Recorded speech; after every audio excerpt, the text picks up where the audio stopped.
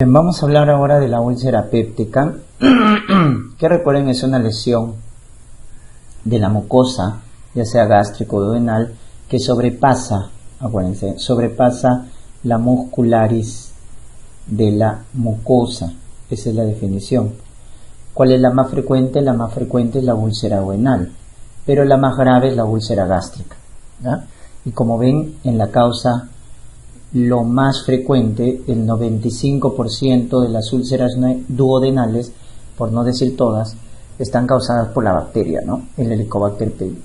Y en el caso de la úlcera gástrica, 70%. De aquí entonces que la causa más frecuente de úlcera péptica y también la causa más frecuente de recidiva viene a ser esta bacteria, ¿no? El Helicobacter pylori, que viene a ser un bacilo gram negativo microaerófilo flagelado. El factor de virulencia más importante, recuerden, es la enzima, ¿no? La ureasa positiva. Es el factor de virulencia más importante. Bien, como segunda causa tenemos los antiinflamatorios, 5% en la úlcera duodenal, pero más en la úlcera gástrica, ¿ya? Recuerden que los AINES es la causa más frecuente de gastritis aguda, y es la causa más frecuente también de úlceras gástricas múltiples, ¿ya? Eso es lo que produce los AINES, úlceras gástricas múltiples.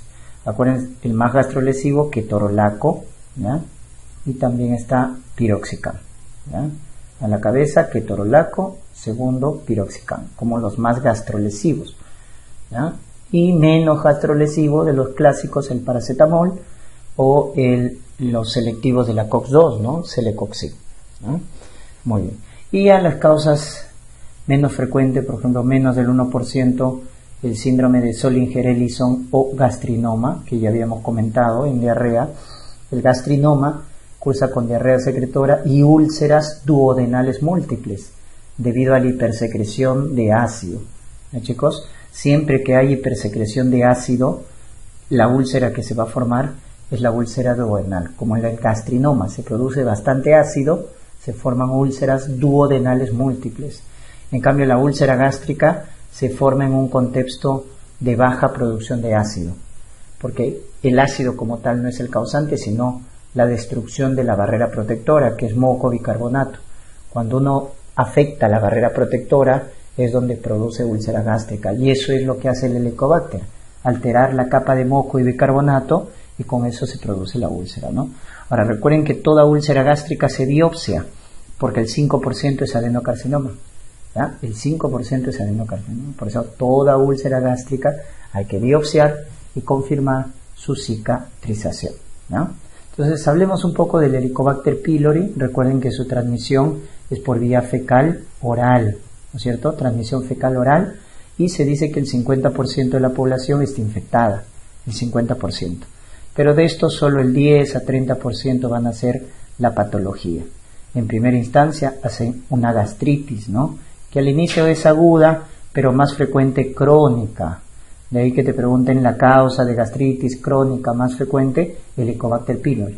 Causa más frecuente de gastritis crónica, Helicobacter pylori. Y luego va a producir esta gastritis crónica, dependiendo dónde se ubique, va a generar una lesión. Por ejemplo, si se ubica en el antro, que es lo más frecuente, ojo, gastritis crónica del antro es lo más frecuente, va con una hipersecreción de ácido y por lo tanto va a producir o se va a asociar a úlcera duodenal, ¿correcto? La gastritis atrófica del antro cursa con hipersecreción de ácido y produce úlcera duodenal. Pero también se puede ubicar a nivel del cuerpo el Helicobacter. Entonces, cuando la gastritis es a nivel del cuerpo, hay hiposecreción de ácido. ¿Y eso con qué se asocia? Con úlcera gástrica. Entonces, por eso la gastritis del Helicobacter puede producir úlcera duodenal o úlcera gástrica, dependiendo dónde afecte el Helicobacter, ¿ya? Y también la gastritis del cuerpo hace metaplasia, hace displasia y hace adenocarcinoma. Entonces el Helicobacter también se asocia con cáncer, no solo con gastritis, sino con úlcera y también con cáncer. La gastritis del cuerpo, ¿no? Puede evolucionar a un adenocarcinoma. Y la pangastritis, que está asociada a la segunda neoplasia más frecuente, del estómago, que es el linfoma gástrico, ¿no? El llamado linfoma tipo MALT, que es un linfoma no Hodgkin de bajo grado. Linfoma no Hodgkin de bajo grado, ¿ya? Es el llamado linfoma tipo MALT. Muy bien. Y también hay patología extradigestiva asociada a la infección por Helicobacter, como por ejemplo PTI. El PTI está asociado a Helicobacter púrpura, trombocitopénica inmune, o la anemia ferropénica refractaria al tratamiento también. Cuando un paciente con anemia ferropénica no responde al tratamiento, hay que descartar infección por Helicobacter pylori. ¿Cómo confirmas el diagnóstico de Helicobacter? Con tus pruebas directas, que es endoscopía más biopsia. Hacemos con ello el diagnóstico de la presencia de la bacteria, ¿no? Endoscopía más biopsia, donde utilizamos el test de ureasa, histología, contención Yensa o cultivo. Estas pruebas son las que tienen más sensibilidad y más especificidad para el diagnóstico de Helicobacter. Una vez que hemos confirmado que la bacteria está presente, entonces hay que darle tratamiento erradicador. Y acá tienes la triple terapia, ¿no? OCA, omeprazol, clarito, amoxi, por 14 días. Esa es la terapia erradicador, por 2 semanas. O en su defecto, la cuádruple terapia, cuando hay resistencia, bismutol, omeprazol, metro, tetraciclinas. También por 2 semanas. Esta es la llamada triple terapia y esta es la llamada cuádruple terapia. Esas son las terapias erradicadoras para el Helicobacter pylori. En caso hemos dado tratamiento por 2 semanas, ¿cómo vamos a ver si ha respondido al tratamiento? Para eso están los métodos indirectos. Los métodos indirectos sirven para monitorizar el tratamiento. Y la de elección es el test de aliento, es la que más se utiliza. Con el test de aliento voy a ver si hemos erradicado o no a la bacteria, ¿no? La serología es el que menos sirve, es el que tiene menos sensibilidad y especificidad, sobre todo sirve para estudios epidemiológicos, ¿no? Y la alternativa, antigenesis, ¿no? Antigenesis. Entonces, las pruebas directas sirven para confirmar el diagnóstico y las indirectas para monitorizar el tratamiento, ¿correcto? Muy bien. En cuanto a la localización de la úlcera, acuérdense que la mayoría de las úlceras duodenales se ubican en el bulbo duodenal, la primera porción, ahí está, 90%. El resto son postvulvares. Y en el caso de la úlcera gástrica, la más frecuente es curvatura menor, la llamada incisura angularis. Esa es la localización más frecuente, ¿no? Incisura angularis. Entonces, para úlcera gástrica, recuerden, tenemos la clasificación de Johnson. Clasificación de Johnson para úlcera gástrica. Johnson 1, cuando está en incisura angularis, que es el más frecuente. Johnson 2, cuando tiene 2 úlceras, úlcera gástrica, úlcera duodenal. Johnson 3, cuando está en antropíloro. Johnson 4, cuando está en fondo. Y Johnson 5, cuando es úlceras múltiples asociado a AINES. Úlceras múltiples asociado a AINES, ¿correcto? Muy bien. Eso vendría a ser la clasificación de Johnson para úlcera gástrica. La úlcera duodenal, recuerden, es más frecuente, joven, grupo sanguíneo O, se asocia a hábitos nocivos como consumo de alcohol y tabaco, ¿no? La úlcera gástrica es menos frecuente pero más grave, se ve más en adulto mayor, y recuerden que está asociado, al igual que el cáncer gástrico, al grupo A. Y también está asociado como causa secundaria a fármacos, los más gastrolesivos, a AINES, también corticoides pueden producir gastrolesión, ¿no? Y producir úlceras gástricas. ¿Y cuál es la clínica más frecuente en la úlcera péptica? El dolor abdominal, la dispepsia, el dolor abdominal a nivel de epigastrio, ¿no? Tipo ardor, quemante, urente, etc. Pero recuerden que lo más frecuente es la dispepsia funcional, ¿eh? El 60-70% de las dispepsias son funcionales, es decir, no ulcerosas, ¿no? Es un cuadro no orgánico. Cuando nosotros hablamos de la úlcera duodenal, úlcera gástrica, es la dispepsia orgánica, ¿ya? Orgánica. Entonces, el dolor abdominal crónico más frecuente en gastroenterología, recuerden, es funcional. Y el 30% es orgánico. Y dentro de la causa orgánica, la dispepsia orgánica benigna más frecuente es úlcera. ¿Ya? Úlcera es la causa más frecuente. ¿Y cuál es el dato discriminatorio más importante? Que cuando es funcional, recuerden, solo se presenta durante las primeras horas de la mañana, matutino. No afecta el sueño. No hay baja de peso, no hay anemia, no hay vómitos severos, etcétera, ¿no? Eso es funcional. En cambio, cuando es orgánico, El paciente lo levanta por la noche. Ese es el dato discriminatorio. Lo levanta por la noche, tiene baja de peso, puede tener anemia ferropénica por el sangrado. Eso ya nos debe orientar a un cuadro orgánico, ¿no es cierto? A un cuadro orgánico. Por lo tanto, el diagnóstico de dispepsia funcional es un diagnóstico de exclusión.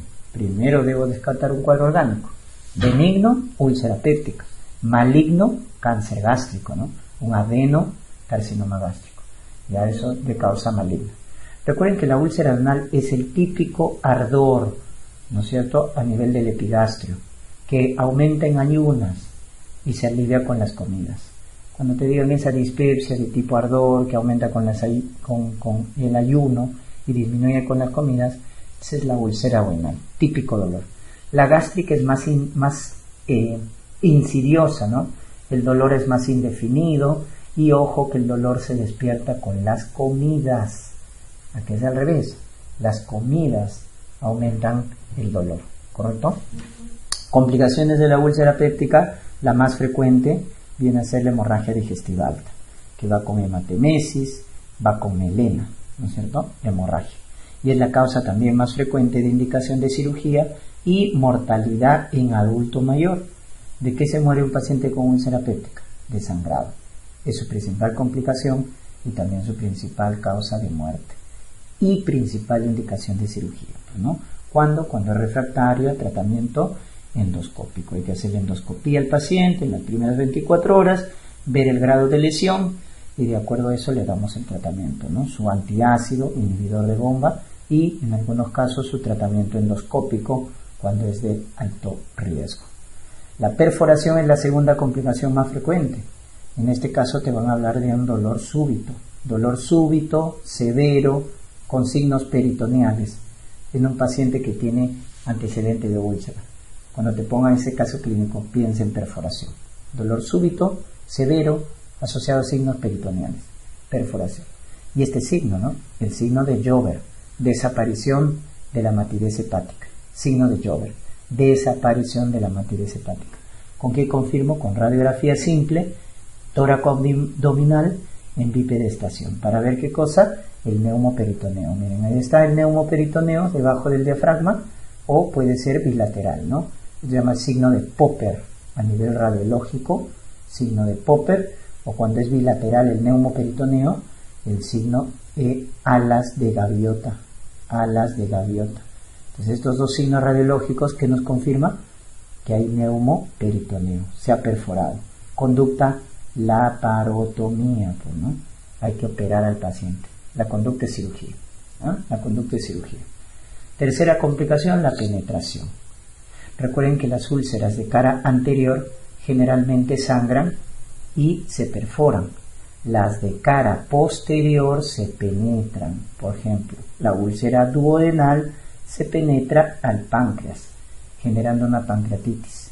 Y la gástrica al colon o al hígado, generando colitis o hepatitis. Esa es la penetración.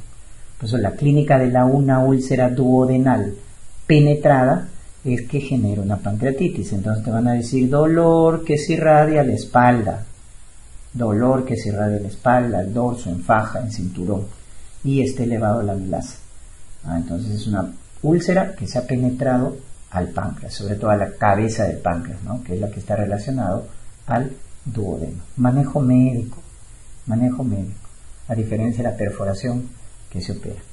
Y la obstrucción es la complicación más rara, se produce por fibrosis, por la cicatrización, con lo cual el paciente va a tener vómitos, dolor, distensión, alcalosis metabólica. Confirmamos con una radiografía y rápidamente la conducta. Hay que hidratar al paciente, colocarle su sonda y dilatación endoscópica, que es lo que más frecuentemente responde el paciente, ¿no? Dilatación endoscópica. Cuando ya no hay respuesta, el último recurso es la cirugía, ¿no? Que ya es el tratamiento definitivo, la cirugía, pero es lo último que se ofrece. La mayoría responde a la dilatación endoscópica.